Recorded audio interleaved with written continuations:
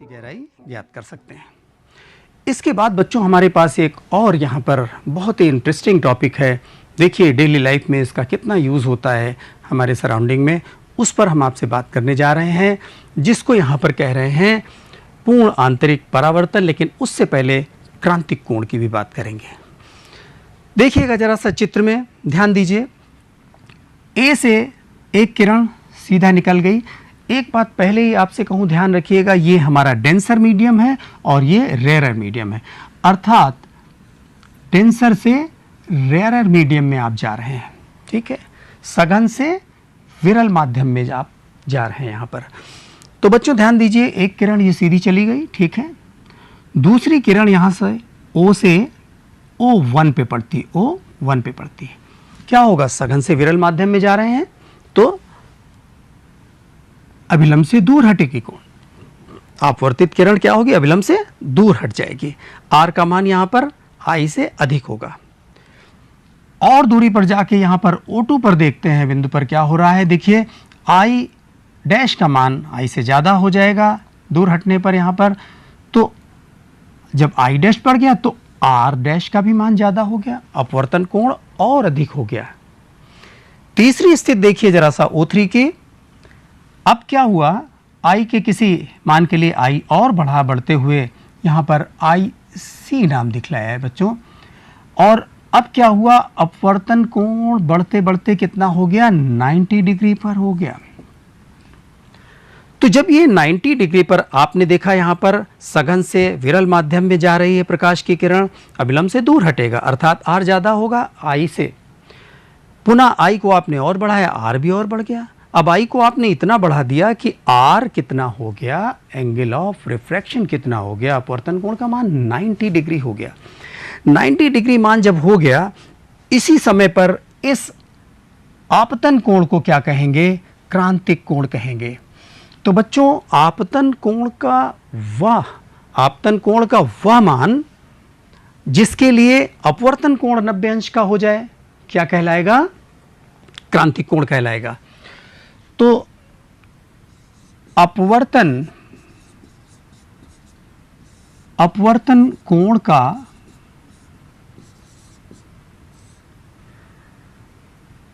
मान यदि 90 डिग्री हो तो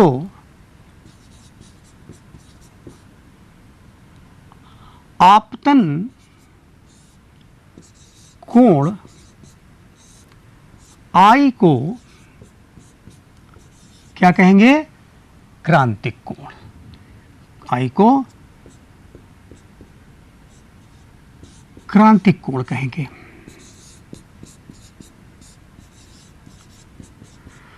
बच्चों ध्यान दीजिए, इसे हम IC critical, C for critical. तो यहां पर ध्यान दीजिए कि अपवर्तन कोण का मान 90 अंश है। अतः यदि ये डेंसर है और वो रेयरर है तो आप लिखेंगे रेयरर मीडियम का अपवर्तनांक डेंसर के सापेक्ष क्या होगा, साइन IC अपॉन साइन 90। और इसको अगर आप 1 अपॉन कर दें तो 1 upon n denser medium with respect to rarer medium क्या हो जाएगा बच्चों, साइन IC, क्योंकि साइन 90 का मान कितना हुआ, 1 हुआ। अर्थात किसी भी डेंसर मीडियम का रेयर के सापेक्ष अगर आप अपवर्तनांक निकालते हैं तो कितना होगा, 1 अपॉन साइन IC। अब आपको यहाँ पर सूत्र मिल गया। यदि क्रिटिकल एंगल अर्थात क्रांतिक कोण का मान आपके पास ज्ञात हो तो आप माध्यम का अपवर्तनांक, डेंसर मीडियम का अपवर्तनांक ज्ञात कर सकते हैं बच्चों। चलिए इस पर आधारित, पूर्ण परावर्तन पर आधारित और भी बातें हैं। तो सबसे पहले हम क्रांतिक कोण के बाद पूर्ण परावर्तन की बात करेंगे बच्चों। अब देखिए थोड़ा सा और आगे चलते हैं। यदि आपतन कोण का मान क्रांतिक कोण से ज़्यादा हो गया, I बड़ा हो गया IC से, तो ये कोण भी बढ़ेगा, अर्थात ये और दूर हट जाएगी अपवर्तित किरण। और दूर हटने का मतलब 90 पे तो पहले ही थी, उसी माध्यम में वापस आ गई।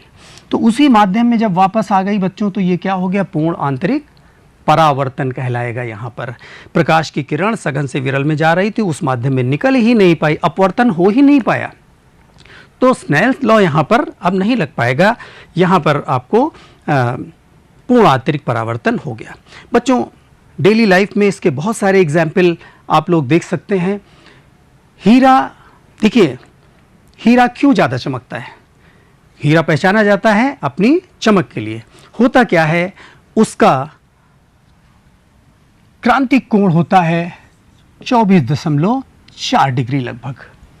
तो इतना कम क्रांतिक कोण है, इसका मतलब जो भी लाइट उसमें प्रवेश कर जाएगी उसका ज़्यादा से ज़्यादा हिस्सा अंदर क्या होगा, पूर्ण आंतरिक परावर्तन होगा। क्रिटिकल एंगल जितना कम उतना ही ज़्यादा लाइट रिफ्लेक्ट कर जाएगी।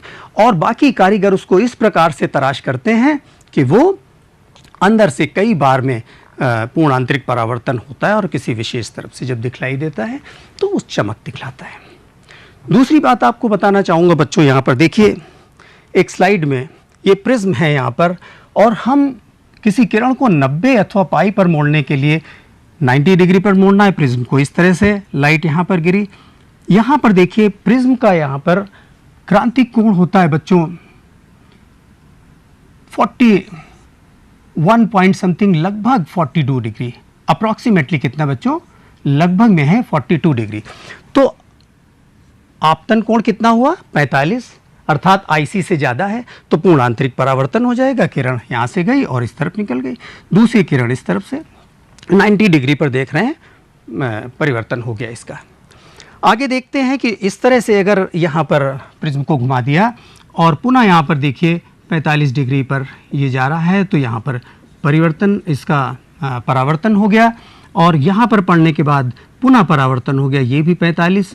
तो यहाँ पर फिर से एक बार डेंसर से रेयर में जा रहा है, तो यहाँ पर परावर्तन हो गया और इमेज आपको उल्टी यहाँ पर प्राप्त हो गई, परंतु उसी माध्यम में। इस और चित्र आपके सामने है जिसमें कि ऑब्जेक्ट को दूसरी तरफ देखिए देखने को मिला, मैंने उसी तरफ उसी कोण पर रहा, परंतु ये उलट गया, चित्र में देख सकते हैं। तो बच्चों, आपको यहाँ पर और भी डेली लाइफ में एग्जाम्पल मिल जाएंगे। ऑप्टिकल फाइबर्स होते हैं, तंतु होते हैं, प्रकाशिक तंतु, जिनमें क्या होता है कि जो कोर होता है, देखिए 2 पार्ट में होता है। ऑप्टिकल फाइबर्स आपको बताऊं, एक तरफ से लाइट यहाँ पर भेजी जाती है और दूसरे एंड पर लाइट निकलती है। तो होता क्या है, ये 2 पार्ट से होता है। इसका सेंटर पार्ट होता है कोर कहलाता है, जो उसका अपवर्तनांक ज़्यादा होता है आवरण से। ये जो क्लैडिंग होती है ऊपर की बच्चों, इसका अपवर्तनांक सेंटर से कम होता है। तो प्रकाश की जब किरण कोई यहाँ पर तिरछी प्रवेश करती है तो यहाँ पर क्या होता है, डेंसर से रेयर में जाती है, तो इसका क्या हो जाता है, पूर्ण आंतरिक परावर्तन। पुनः इस तरफ पड़ती है, फिर से यहाँ पर पूर्ण आंतरिक परावर्तन। इस तरह से ये परावर्तित होते हुए और यहाँ पर से निर्गत होती है। तो देख सकते हैं यहाँ पर निकलने पर इसका क्षति लगभग ना के बराबर हो रहा है और ये पूरी तरह से आपको दूसरे एंड पर वापस मिल गई। इसका प्रयोग बच्चों डॉक्टर्स वगैरह बहुत करते हैं, शरीर के अंदर के दृश्यों का अवलोकन करने के लिए। प्रकाश के बहुत सारे तंतुओं से प्रकाश को भेजते हैं एक सिरे से दूसरे सिरे पर, और उससे वहाँ का दृश्य अवलोकन करते हैं। आपने अपनी डेली लाइफ में बहुत सारे लैंप इस तरह के देखे होंगे सजावटी, जिनमें कि शावर की तरह से टिप से प्लास्टिक के जो तंतु होते हैं उनसे लाइट का निकलना देखा होगा, वो भी इसी पर आधारित है बच्चों। तो अब आपसे कहना चाहूँगा, ये बातें आपको अवश्य समझ में आई होंगी। इन प्रश्नों का आप हल ढूंढिएगा, आसान है, अपवर्तनांक पर है, देखिए दूसरा पूर्ण आंतरिक परावर्तन की शर्तें आपको लिखनी इत्यादि।